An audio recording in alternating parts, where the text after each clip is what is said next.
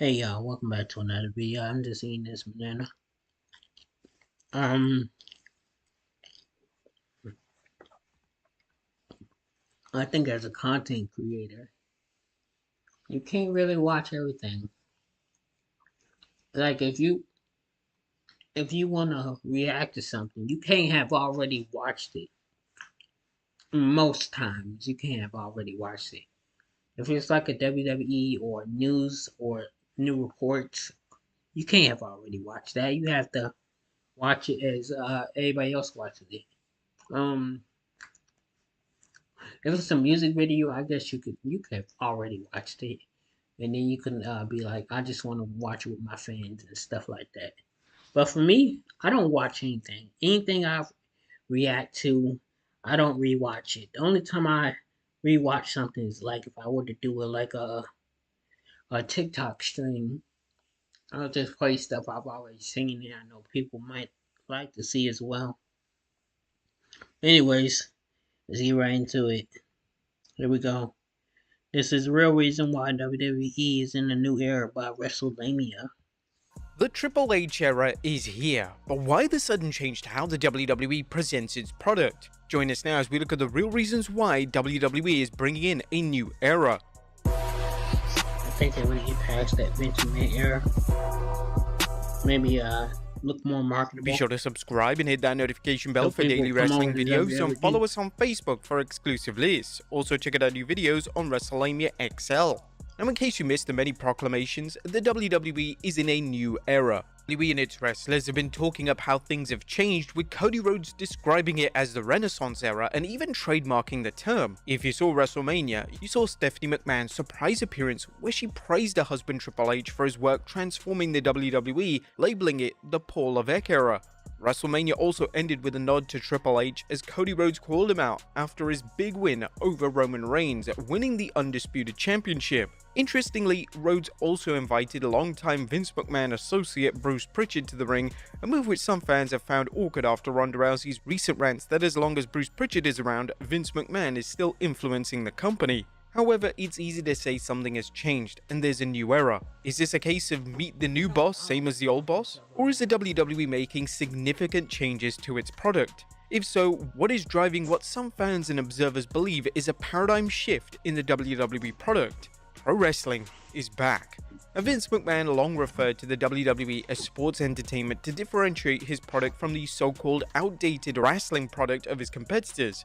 The WWE's success and the corresponding marketing led to the WWE becoming synonymous with what people associate with pro wrestling, much like people say Kleenex to refer to facial tissues regardless of the brand. However, the days of when pro wrestling was a banned word appear to be over. According to wrestling purist Ibu, spoke to someone from WWE who told me that the promotion is deliberately moving away from the terminology of sports entertainment. We've heard similar, though no specific edict has been handed down. However, one source said that pro wrestling is no longer a dirty word. There are very few dirty words anymore, and the dirty word that do exist, people just seem to say even though we've got memos telling us not to. Things have become much more relaxed in the WWE in terms of what announcers and wrestlers say on air. Even Corey Graves had recently mentioned that things are more relaxed on the commentary booth.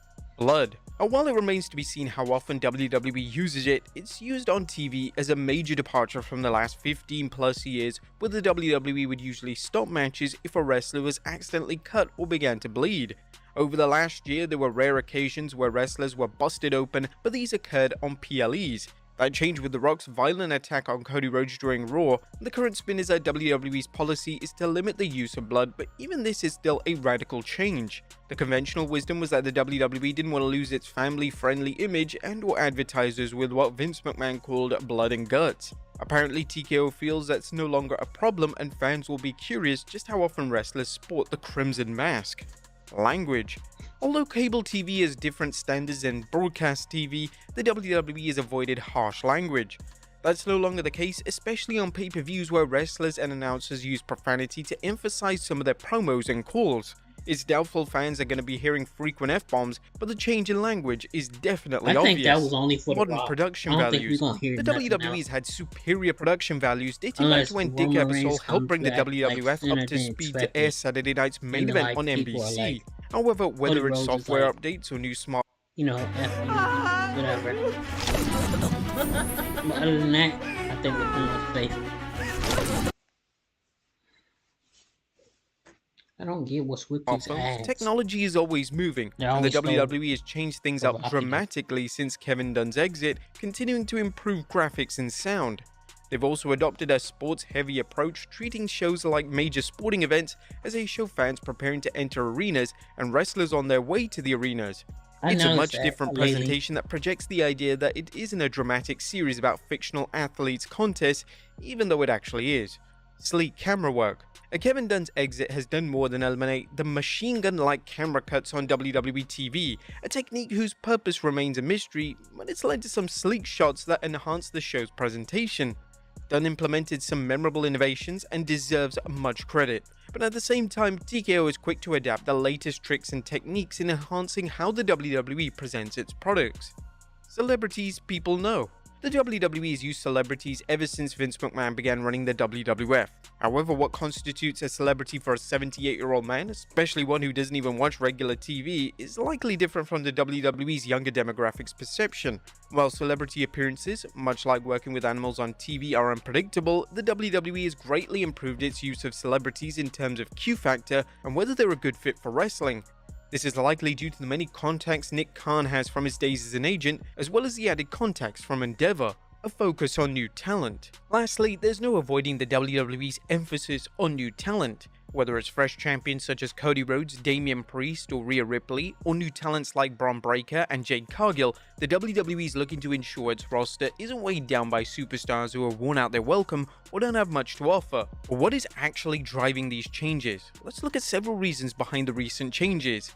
Firstly, Vince who? The Wrestling Observer discussed what they see as a primary reason for the new era. There are a lot of reasons why they're doing it. The key one is because of the negative publicity Vince McMahon got, but they want to make sure that everyone knows it's not Vince, and they're going to hammer this thing down that it's Paul Levesque. Seeing that the WWE has been hammering the WWE Universe with repeated references to the Triple H era, it's clear the WWE wants to avoid mentioning Vince McMahon's name like another wrestler who has taken on Voldemort-level proportions of being taboo. Like any businesses, TKO Holdings knows that perception is reality, ironically a term Vince McMahon used, but that a good marketing campaign can go a long way in changing the public's perception. That doesn't mean the WWE will get a pass if and when Janelle Grant's lawsuit is settled or goes to court, and the possibility of the case being thrown out can't be dismissed either. Still, putting Vince out of sight for now seems wise. TKO management, like any other prudent team, wants to maximize profits and avoid any scandal or hint of a scandal that could affect the profit line. This was evident when Slim Jim withdrew its sponsorship deal with the WWE at the Royal Rumble when news of Janelle Grant's lawsuit broke, only for Slim Jim to renew its ties with the WWE following Vince McMahon's resignation. However, as we'll show, there are other reasons for many changes to the WWE product besides enhancing its image. TKO wants its imprint on the WWE. Another reason for these changes is that the WWE is no longer an independent company as it's under the TKO Holdings umbrella. Endeavor obviously saw things it liked about the WWE when it decided to merge with the wrestling empire. However, there are likely certain areas where Endeavor felt the WWE didn't fit into the TKO corporate mold. More importantly, TKO Holdings seems to understand there's always room for improvement, whether it's administrative efficiency such as cutting redundant employees after the merger or other aspects. Simply put, businesses can rest on their laurels or they can improve. While efforts to improve a business can backfire, especially if they turn off the core customer base, stagnant businesses usually suffer when they face new competition. Wrestling fans saw this in the 80s when Vince McMahon revolutionized the WWF and other promoters rested on their laurels until it was too late. Fans also saw this in the 90s when the WWF grew stale and Eric Bischoff jump-started WCW, nearly sinking the WWF. Stepping back into the present, TKO Holdings wants to take the WWE to the next level regardless of what it means for past workers or wrestlers.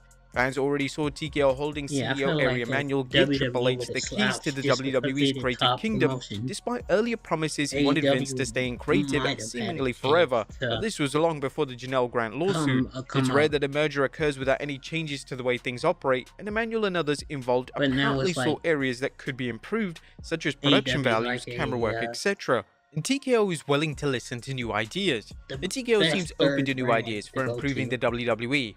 It Whether was it's the bringing in second, Dwayne but "The Rock" Johnson to I its feel like board of Impact directors, Wrestling took implementing that Triple H's creative because a lot vision, of people or doing putting a new Impact spin on Wrestling. past elements that worked, including Look profanity at and blood, Trinity TKO slash feels that Naomi. there are ways She to make was the good wrestling in product Impact Wrestling, attractive to new and fans she's and good lapsed on the main fans, roster. while also keeping its core audience. The theory that the Triple H era is a way to distance the WWE from Vince McMahon has merit. However, there are other reasons for the many changes to the WWE product. TKO wants to take the WWE to new levels, and it's likely fans will see more and more changes over the next few months. But there you have it, folks. What do you guys think of the new era? Let us know in the comments down below, and I'll see you next time with some more. Thank y'all for watching. I'm gonna see you on the next one.